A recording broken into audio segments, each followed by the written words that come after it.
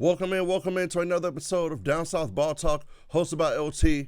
I'm your host, LT, where we give you insights on the AFC South Division in the NFL and the Southwestern Division in the NBA.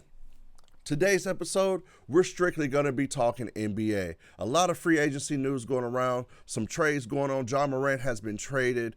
We're going to get into that. Also, we have some gambling issues with Malik Beasley and Ed Davis. We'll get into that. But first and foremost, I want to say thank you to each and every one of you who have subscribed to the channel. Thank you so much for your support. Also, for the ones who have commented on the videos, who have liked the videos, thank you so much.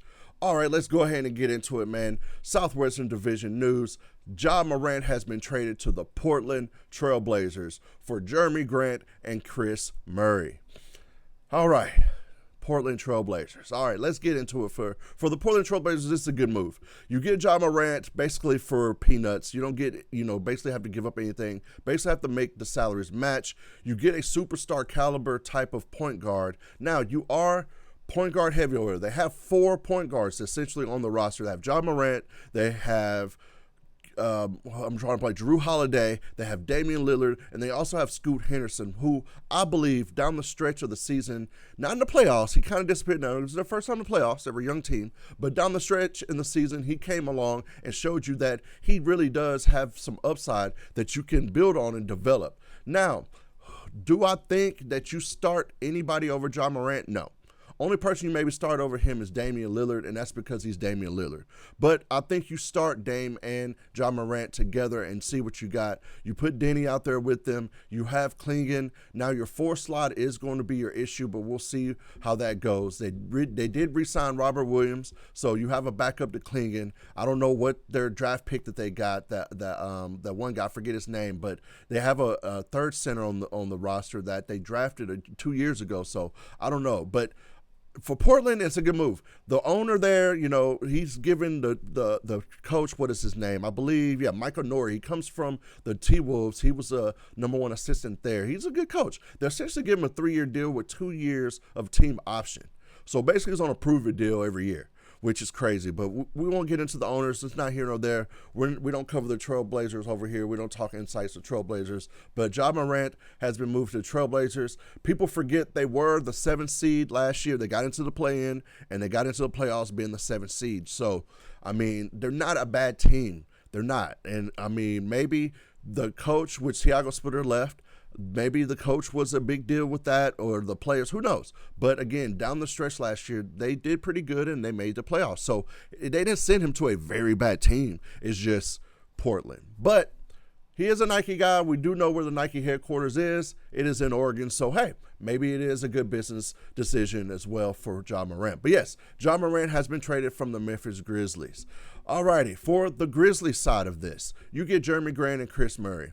Now, Jeremy Grant, he's all right. You can slide him to the 3 spot, and you can go really big in your lineup with your starting 5 being Ty Jerome at the point, Cedric Howard at the 2. Then at the 3, you put Jeremy Grant, and that moves Jalen Wells to the bench, which I've always stated that he was more suited to be a bench player, and honestly, he could become a 6-man of the year candidate coming off the bench for the Grizzlies. I do believe that. Jalen Wells is a good player. I just didn't think he was a starting caliber player. But I get it. His role was to play defense and come in and get the best perimeter player on each team. So I understand it. But him going to the bench, I think, will elevate his game in a new way, especially for the Grizzlies. We know the Grizzlies always have a good bench. So, yes, then you have Cameron Boozer and Zach Edey. You're going big there. I love it. I like it for the Grizzlies. And again, it was more addition by subtraction. You had to just move on from Ja Morant and move on to a new era of the Memphis Grizzlies. All righty, let's get into it. More Southwest Division news. The Spurs, they have re-signed 2 of their players. They re-signed Julian Champagnie, to a 3-year, I believe, $45 million deal, which I believe he goes to the bench.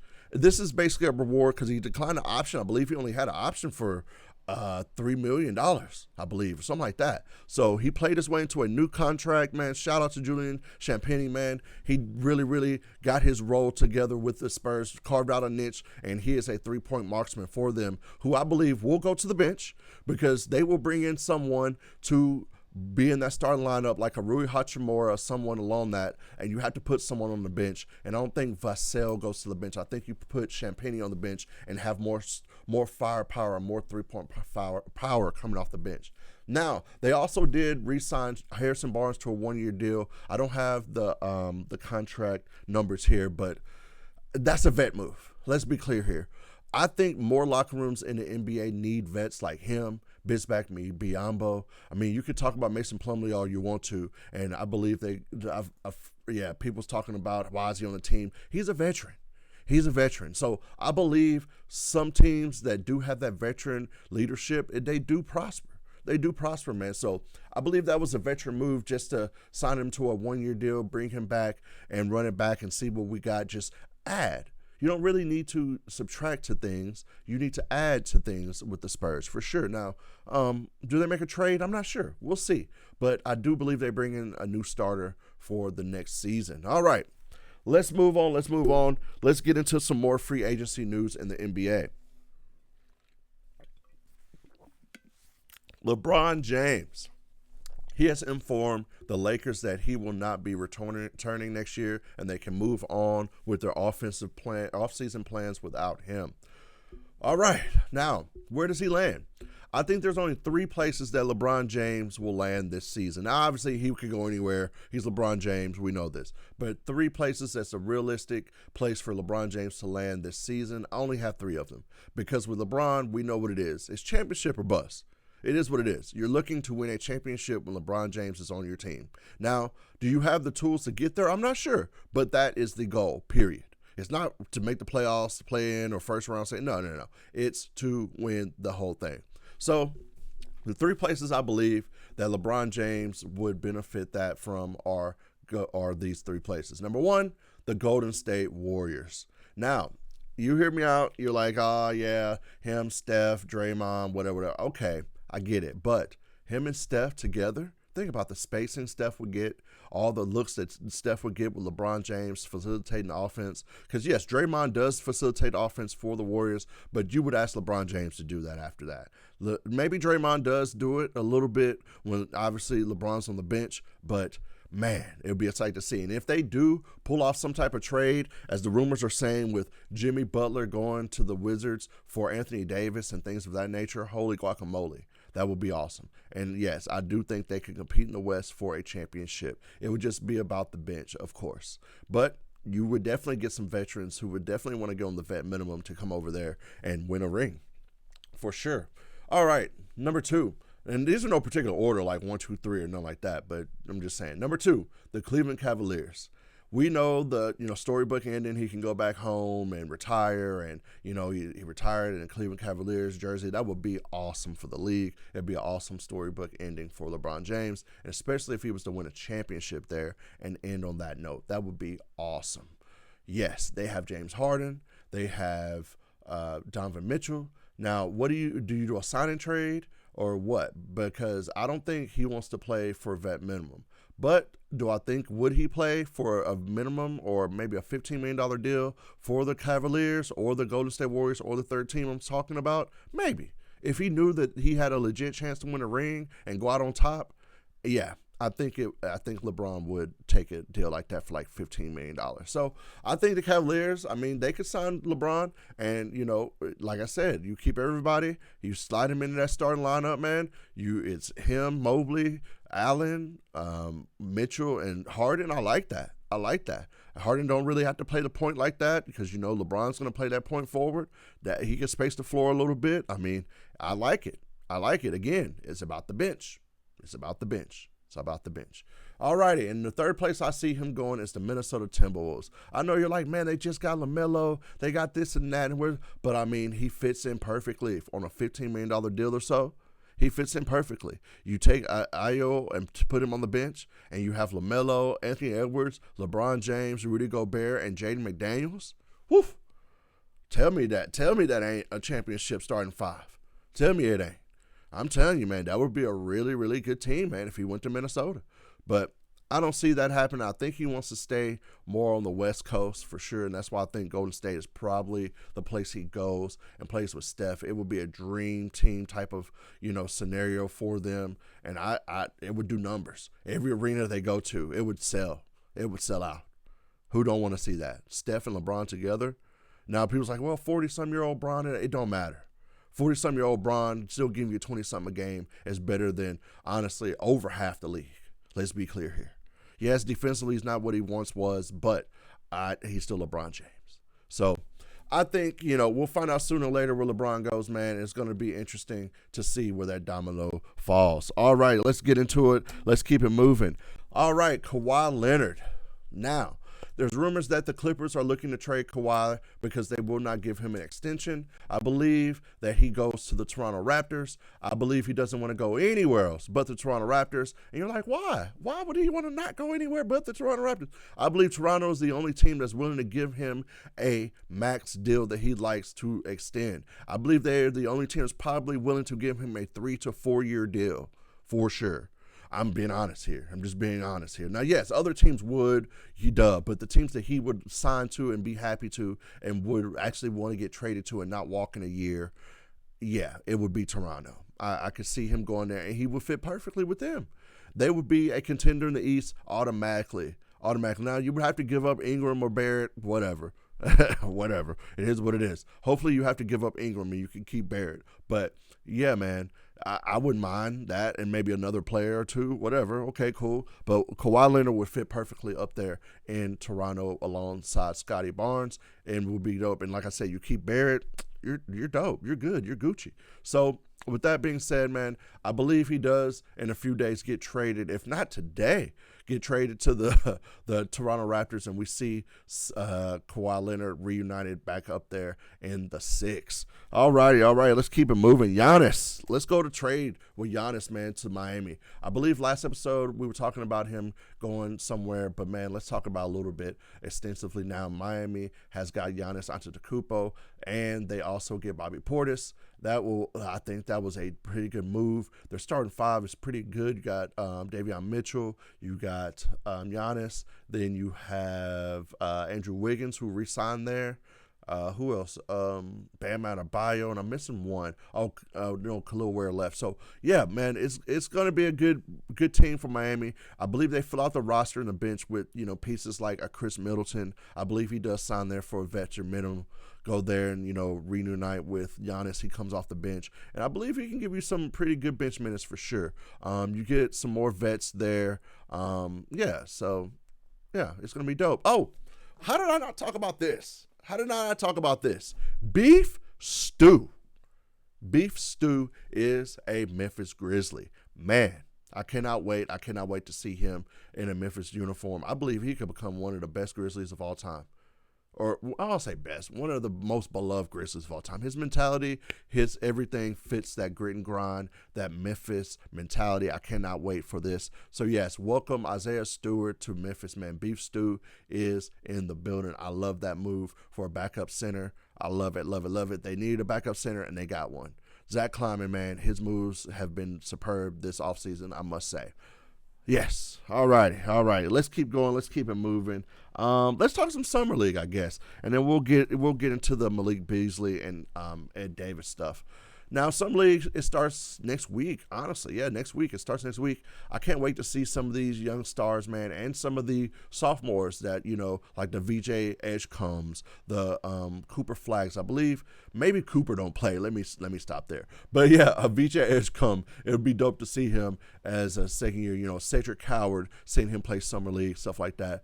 Of course, the Cameron Boozers, seeing AJ DeBonsta, play some Summer League. It's going to be dope. So, yeah, Summer League starts out in Orlando next week, and then it goes to Vegas. The vibes, man. I cannot wait to go to a Summer League game out in Vegas. That's going to be so awesome one year. I probably have to make that happen next season.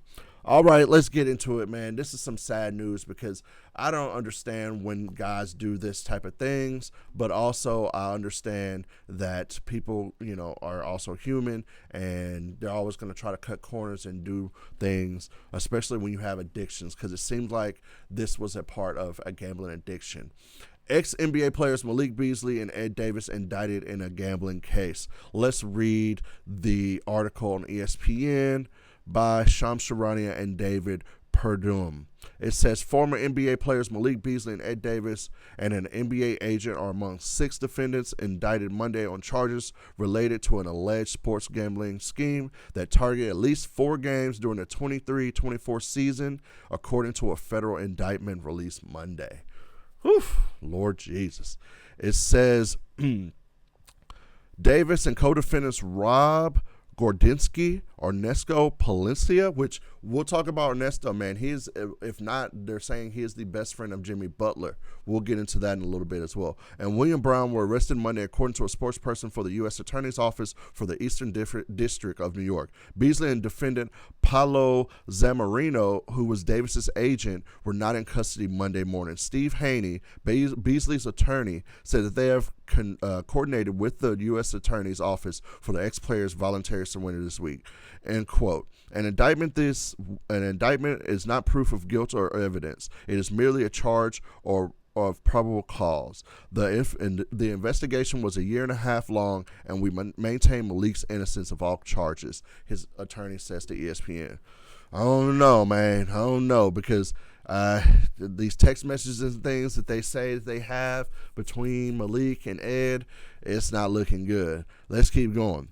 It says the indictment included examples of wagers totaling more than $75,000 with a net winnings of $121,000. It says, according to the indictment, Beasley lost millions of dollars gambling during his 9-year career in the NBA.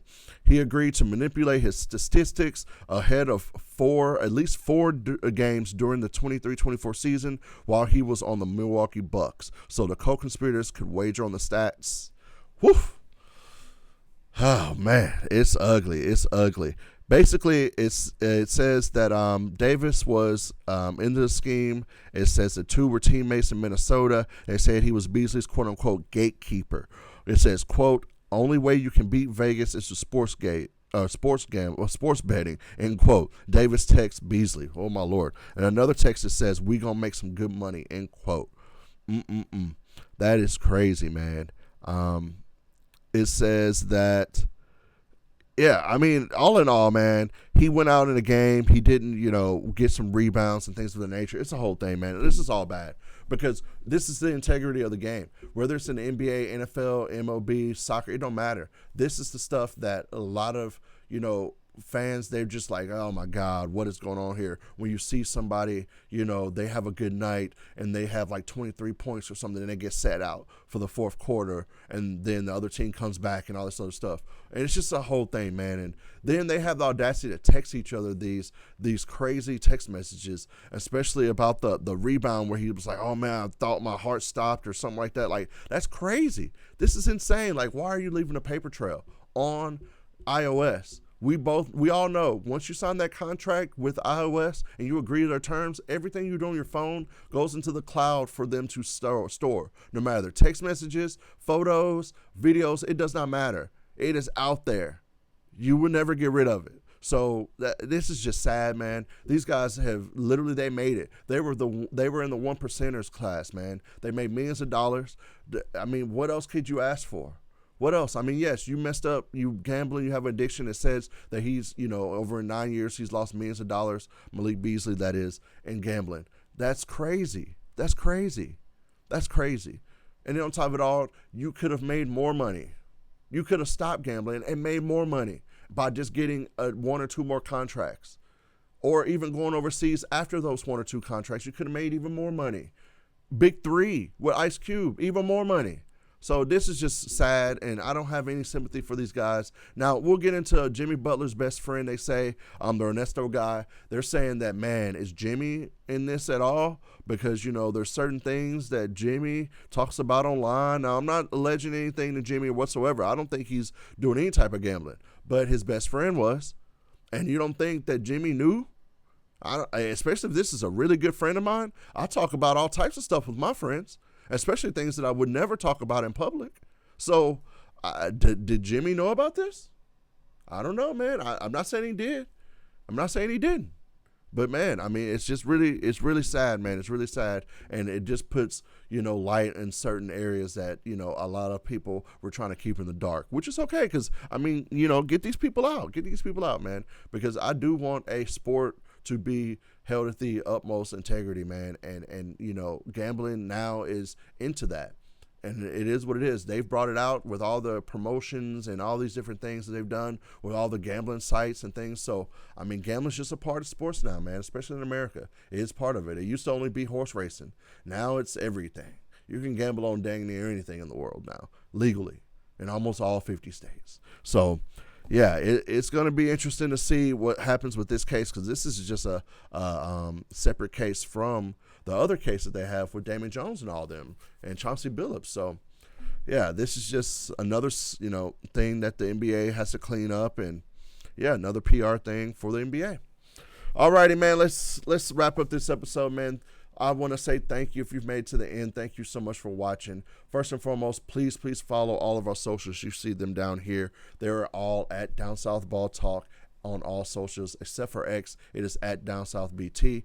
Please do not forget to hit that subscribe button. Let me know in the comments, who do you think is going to get LeBron James? Do you think the 3 teams I said are going to get him one of those? Do you think it's some other team? Let me know. What do you think about John Morant in Portland? Do you think he gets back to all-star caliber playing up there in Oregon? Let me know about the Spurs, them re-signing Harrison Barnes and Champagne. What do you think about it? Let me know about the Malik Beasley situation in the comments. What are your thoughts on it? Man, I would love to hear from you. Please leave me a comment. Please, if you don't mind, please like the video as well.